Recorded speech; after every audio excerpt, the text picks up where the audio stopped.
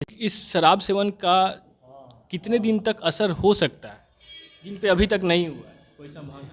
ये असर तो क्या आपने एडमिनिस्ट्रेशन को ये इन्फॉर्म किया था कि जिनकी कंडीशन बहुत सेवियर है उन्हें मसरक से सीधा पटना रेफ़र कर दिया जाए, क्योंकि यहाँ से वहाँ जाने में समय जो है वो व्यर्थ जा रहा है का, क्योंकि हमने देखा बहुत से मरीज ऐसे थे और शायद मैं कह सकता हूँ मैक्सिमम पेशेंट वैसे ही थे जो रास्ते में जिनका देहांत हुआ है, यहाँ से वो रेफ़र हुए हैं और रास्ते में उनका देहांत हुआ है।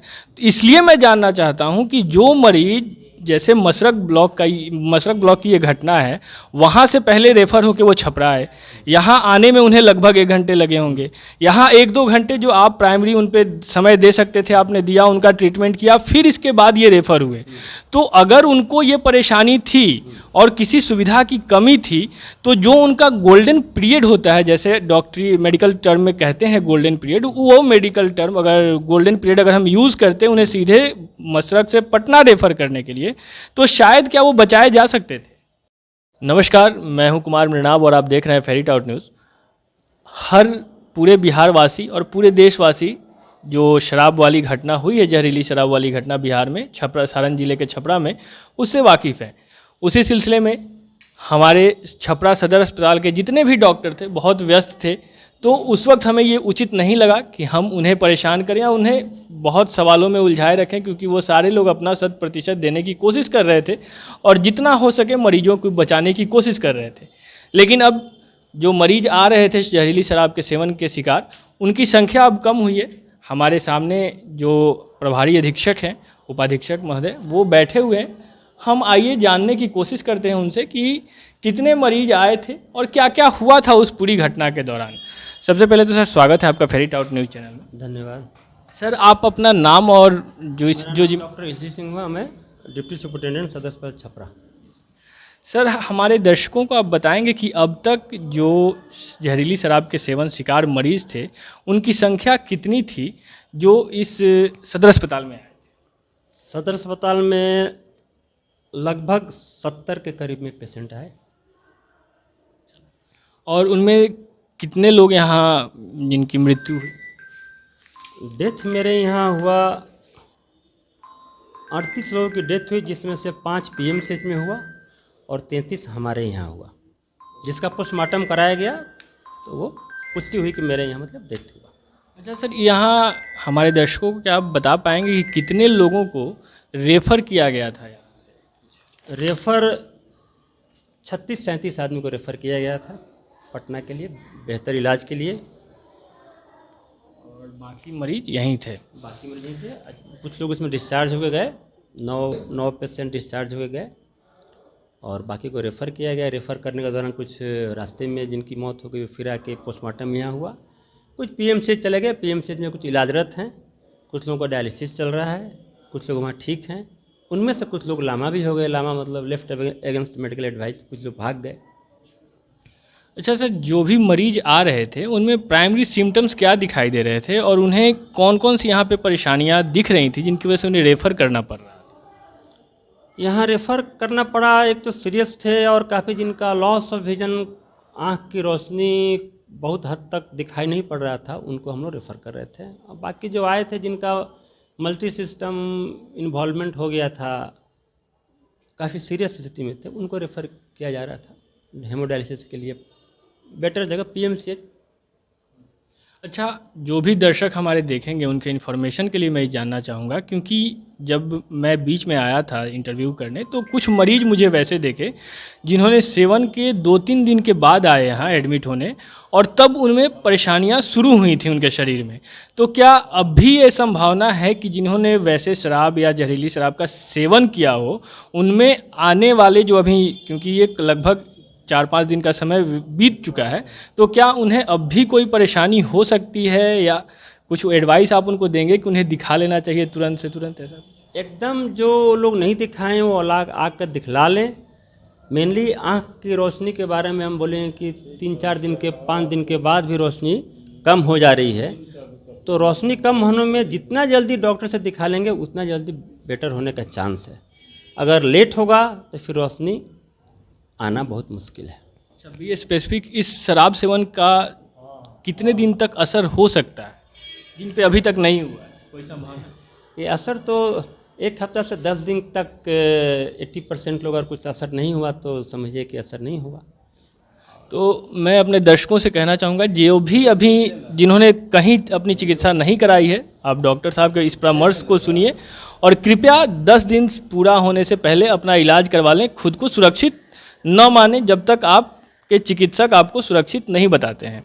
सर, मैं आपसे एक चीज़ जानना चाहूँगा कि ऐसी क्या क्या सुविधाएं हमारे यहाँ छपरा सदर अस्पताल में हैं और वैसी क्या क्या सुविधाएं नहीं हैं जिसकी वजह से हमें यहाँ से मरीजों को पटना रेफ़र करना पड़ा था? नहीं, ये प्रश्न बड़ा मुश्किल है। पेशेंट का अधिकार है, जब सीरियस रहता है तो हम लोग रेफ़र करते हैं। जैसे काफ़ी जिसको हेमोडायलिसिस की ज़रूरत है या फिर टर्शियरी सेंटर की ज़रूरत है, ये डिस्ट्रिक्ट हॉस्पिटल है, यहाँ पर सारी सुविधाएं हैं, लेकिन किसी किसी मरीज़ को डायलिसिस की ज़रूरत है, किसी को और टर्शियरी हेल्थ केयर की ज़रूरत है, तो यहाँ आईसीयू का बेड 4 ही है और लोड ज़्यादा आएगा तब उस स्थिति में हम लोग रेफ़र करते हैं। अदरवाइज़ नॉर्मल से मॉडरेट के लिए हमारा अस्पताल सक्षम है डील करने के लिए, और हम लोग डील कर भी रहे हैं, बहुत लोगों की जान बचाए भी हैं। बिल्कुल, इसमें कोई दो राय नहीं है सर कि बहुत से लोगों की आपने और आपकी पूरी टीम ने जान बचाई। हमारे चिकित्सक बंधु, हमारे पैरामेडिकल स्टाफ, फार्मासिस्ट सिस्टर्स दिन रात लगी हुई है इसमें। हम लोग रिपोर्ट कर रहे थे और हमने ये देखा है कि आपकी पूरी टीम जितना वो सक्षम थे, जितनी सुविधाएं और संसाधन यहाँ थे उसमें वो लगे हुए थे। लेकिन मेरे पूछने का वजह ये था इस सवाल को करने का, क्योंकि हमने देखा बहुत से मरीज ऐसे थे और शायद मैं कह सकता हूँ मैक्सिमम पेशेंट वैसे ही थे जो रास्ते में जिनका देहांत हुआ है, यहाँ से वो रेफ़र हुए हैं और रास्ते में उनका देहांत हुआ है। इसलिए मैं जानना चाहता हूँ कि जो मरीज जैसे मसरक ब्लॉक की ये घटना है, वहाँ से पहले रेफ़र होकर वो छपरा आए, यहाँ आने में उन्हें लगभग 1 घंटे लगे होंगे, यहाँ 1-2 घंटे जो आप प्राइमरी उन पे समय दे सकते थे आपने दिया, उनका ट्रीटमेंट किया, फिर इसके बाद ये रेफ़र हुए। तो अगर उनको ये परेशानी थी और किसी सुविधा की कमी थी तो जो उनका गोल्डन पीरियड होता है, जैसे डॉक्टरी मेडिकल टर्म में कहते हैं गोल्डन पीरियड, वो मेडिकल टर्म अगर गोल्डन पीरियड अगर हम यूज़ करते उन्हें सीधे मसरक से पटना रेफ़र करने के लिए, तो शायद क्या वो बचाए जा सकते थे? मसरक से डायरेक्ट अगर पटना जाते हो सकता था उसमें से किसी की जान बच जाती। समय किसी की या ज़्यादातर? नहीं, जो बहुत सीरियस थे उनका कहना मुश्किल है। अगर ये शराब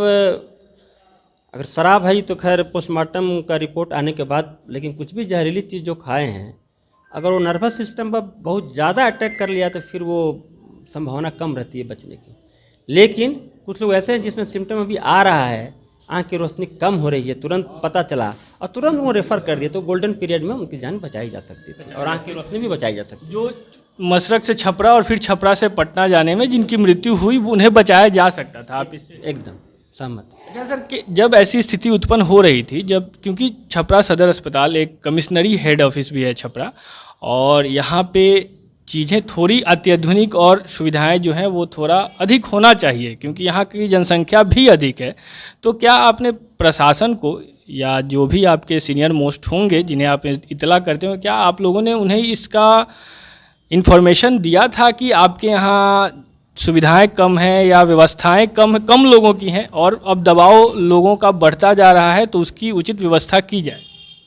नहीं, हमारे यहाँ दवा की उपलब्धता काफ़ी, दवा नहीं दबाव मतलब पेशेंट की संख्या बढ़ती है। पेशेंट की संख्या को हम लोग डील कर रहे थे, लेकिन उनकी सिवियरिटी को देखते हुए हम लोग रेफ़र कर रहे थे।